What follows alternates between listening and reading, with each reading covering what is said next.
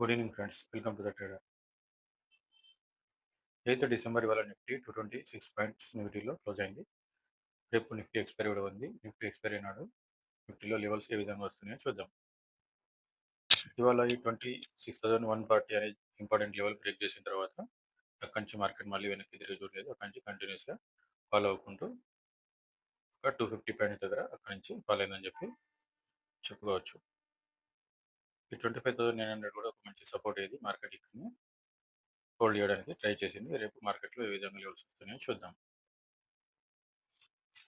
రేపు ఈ 26,000 అబవ్ కనుక సస్టైన్ అయితే అక్కడి నుంచి 26,080 మళ్ళీ 26,140 వరకు కూడా వెళ్ళడానికి అవకాశం కనిపిస్తుంది. ఈ 26,080 to 90 లెవెల్ మాత్రం కంపల్సరీ ఒకసారి రావడానికి ఎక్కువ పాసిబిలిటీస్ కనిపిస్తున్నాయి.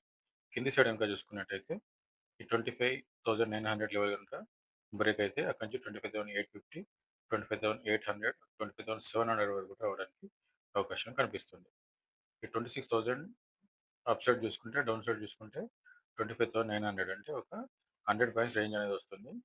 ఈ 100 పాయింట్స్ రేంజ్లో ఎటు బ్రేక్ అయినా కానీ అక్కడి నుంచి ఒక మంచి ట్రెండింగ్ మూవ్ రావడానికి అవకాశం కనిపిస్తుంది. మీకు నా వీడియోలో ఇచ్చిన లెవెల్స్ యూస్ఫుల్ అనిపిస్తే వీడియోని లైక్ చేయండి, షేర్ చేయండి, కామెంట్ చేయండి, సబ్స్క్రైబ్ చేయడం మాత్రం మర్చిపోకండి. Thank you.